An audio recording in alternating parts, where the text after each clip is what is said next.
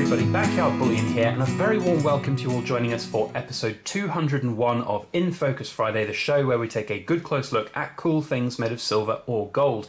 I just want to say a big thank you to everybody who joined in the special anniversary edition last week, and for all of your kind words of support in the comment section. It really does mean the world to us.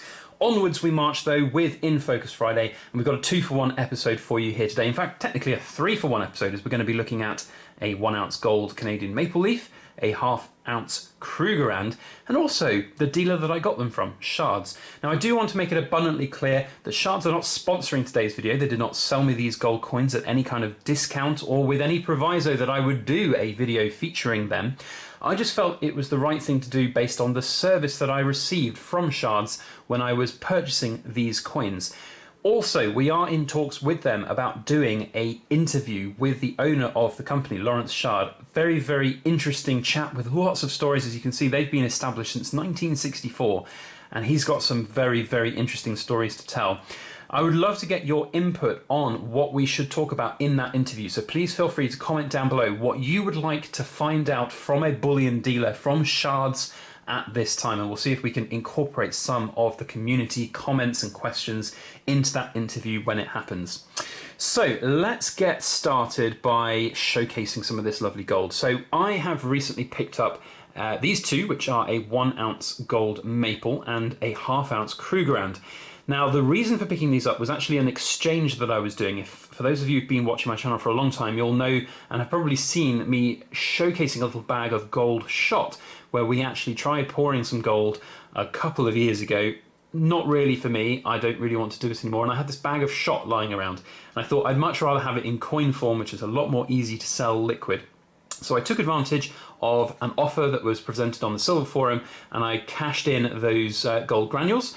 And I then wanted to exchange that essentially for gold in coin form. So I put out some want-ads and I looked around and I shopped around with numerous dealers. I contacted Chards to see what their best price gold would be. And the reason for just basically getting the cheapest, nastiest looking gold that I could was because obviously I wanted to keep it as close to the buy price that I got for my casting grain. So essentially what I paid for the casting grain is what I paid for these coins. So it's a kind of cool way of being able to exchange up your old gold that perhaps you don't like or want anymore for newer stuff or stuff that you would rather have, which is exactly what I've done here. And I'm very happy to say that Chards were a fantastic company for helping me throughout that buying process. I did ring up a number of other dealers out there, and you know, a lot of the big names were perfectly fine to supply gold, but at the cheapest amounts I could find for any, even like, you know, bullion grade, and this is less than bullion grade gold, as you can see from the condition. But you know, for the cheapest I could find anywhere else from any other dealer, it was about 2.5 to 3% over spot. Chards, however, have this category, the C grade they call it, gold, which was at 1% over spot. Now there is delivery to factor in on top of that, so I think all told for these 1.5 ounces, it was about 1.2% over spot price, which I hope you can all agree and understand that is a pretty good deal for gold. So I would highly recommend Chards as a place to go and look at for your gold. But it wasn't just a simple case of looking on their website and seeing. I spoke with their staff. Their staff were incredibly friendly, understanding my requirements, my needs. They were looking at what was going to be best for me. They were inquiring about capital gains, you know, asking me if I thought about that kind of thing. And it really was a very good customer service experience. You know, the whole buying process was a pleasure. Once we'd agreed on the types of coins, you know, ultimately this grade C stuff is kind of their choice. So you don't say, I want a maple, I want a 1/2 Krugerrand or whatever. They just kind of find what they've got, what they can sell to you at that price, and then they send you the invoice and online payment link. Done, very easy. Email communication to back it up, invoice done, and then posted out. It took a week to post out, but I'm not really too bothered about that. They told me straight away that it would take about a week to process that order and get it sent out. Sent out special delivery, and it arrived. Perfect. Wonderful packaging. Everything about the customer experience was what I would expect from a big, well-established dealer, and there's no more well-established dealer than 1964 established. That's a pretty good long trading history, let me tell you. So for what it's worth, Chards is a great dealer and I would highly recommend them. So the two coins I got from them, let's put them in focus. That was Chards in focus. Now let's talk about the coins. Let's talk about the Krugerrand first, because the maple is arguably a little bit more interesting in its history and background, what it means. So the Krugerrand here. Now, again, this was completely unexpected as to what I was going to get, the quality. I have to say, considering it was marked as a grade C quality coin, it's certainly not as bad condition as the maple is over here. I'm quite happy with it. In fact, I don't even know whether this is a proof version because of the really kind of shiny proof finish. I don't know if it's been dipped or whether it's just naturally shiny. I have got other half Krugerrands, granted from earlier years, and I don't know whether the sort of the style of finish has changed since then. But this one does look like it could have that sort of proof. Maybe it was part of the proof set that's been broken up. I don't know. It is pretty cool. I like a Krugerrand. Everybody loves a Krugerrand, and it's interesting that we've got this Krugerrand here to talk about alongside the maple. I'm kind of glossing over the Krugerrand a little bit. It is what it is. It's a half Krugerrand. It's not pure gold. It contains a half ounce of pure gold. It's 22 carats. But all things told, it's a Krugerrand. We all know them. We all love them. They are the sort of flagship coin, the gold standard, as it were, the one that everybody around the world knows and used to know. That was, of course, until the maple came in. Now, I did a video a couple of weeks ago, which was relatively disparaging towards the Royal Canadian Mint in the sense that their silver products sometimes leave a lot to be desired in terms of quality. However, one thing that I know is that the Royal Canadian Mint does well for gold. They don't have the issues around spotting, milk spotting and things like that. And the maple leafs have a very special place in history because at the time that the maple leafs were introduced, 1979, they were the only other bullion coin in production in the world other than the gold Krugerrand.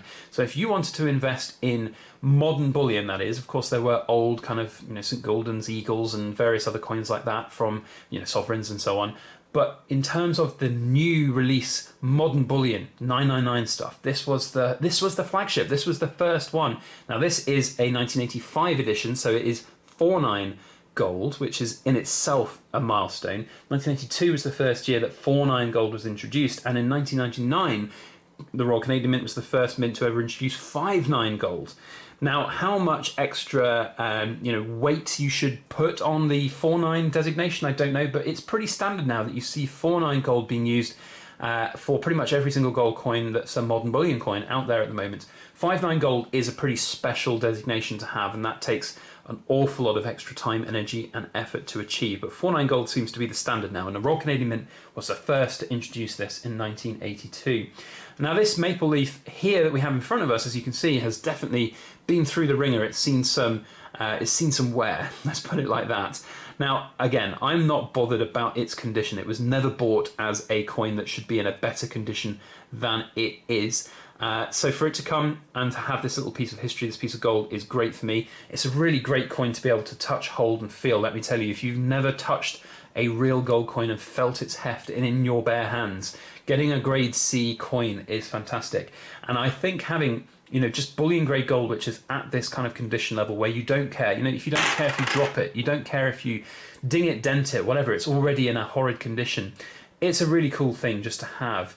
Now, I wouldn't advocate having lots of gold like this out on your desk to play with, but let me tell you, in the last couple of days whilst I've had this out preparing for filming, it's been a real pleasure just to feel like a pirate and have a gold coin sat out on your table, let me tell you. But it will be going into its secure, safe storage at some point in the near future, let me tell you.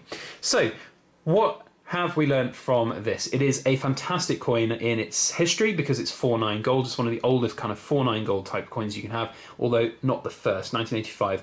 I haven't been able to find any other mintage figures on these. As I say, they were at the time incredibly popular gold bullion coins. They were, as I said, the ones that were most available at the time, especially at that time, because I haven't mentioned, because of the boycott of South Africa due to apartheid. So there was a big demand for these gold coins from the Royal Canadian Mint. So they do have this very special place in history, and might be an explanation as to why this is so well worn and so well dinged and dented. Despite its wear and tear, it is still well over 1 ounce of gold. When I weighed it, it was 31.17 grams of gold, so considerably over that minimum weight threshold. So I think it's a great coin. I think it's great. It sits in my stack well, and it fits my needs in terms of liquidity, and that's one of the main reasons why I exchanged up the simple nuggets that I had, a little gold casting grain, because they just weren't practical. If I wanted to sell those quickly, most dealers won't take them. It's only really gold refineries or dealers that specifically work with refineries that would be able to take those casting grains, whereas these coins at least are much more sellable on the second-hand market. You know, if I wanted to sell this on the Silver Forum or here on YouTube, buyers would have a lot more confidence buying this coin than they would casting grain. So all things told, a very, very good experience from Chards, and from the purchase point of view, I have absolutely no issues with these coins. Yes, they are less than perfect condition, and me handling them is not going to improve that anytime soon, but that's not why I bought them. I bought them as this cheap 1.2% over spot gold, and I think you can all agree that 1.2% over spot gold right now is a pretty good price.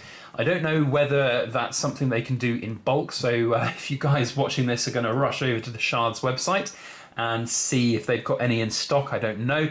Probably worth giving them a phone call if you're in the UK to see if they have got any, if they can look to source any for your needs.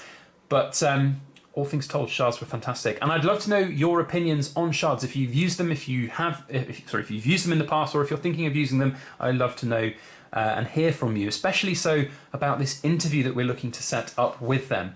It would be great to get some community kind of questions and comments, or anything that you'd like to share or ask the dealer. So please share those down below, and we'll try and incorporate some of those into the interview when we get around to doing it. Certainly one to look forward to, and certainly a reason to subscribe to the channel if you've not already done so. Hit that like button as well if you enjoyed this video. Otherwise, that's it from me. Oh, I haven't said what's happening next week. So normally we have votes, and I did say in last week's episode that we would encourage and have more votes on In Focus Friday. However, we have big news. A very large European swallow has left Estonia. For those who don't know, that's a Monty Python quote, and it will be landing with a very heavy parcel of silver. Contained within will be some very cool coins, so I have no doubt that next week we will be doing a rapid fire In Focus Friday to feature some of the cool things that's in that box. So stay tuned for that next week. Otherwise, have a fantastic weekend, and probably a very big unboxing video on Sunday. Otherwise, that's it. Thank you for watching. Have a fantastic week ahead. And as always, please make sure that you like, share, comment, and subscribe for more.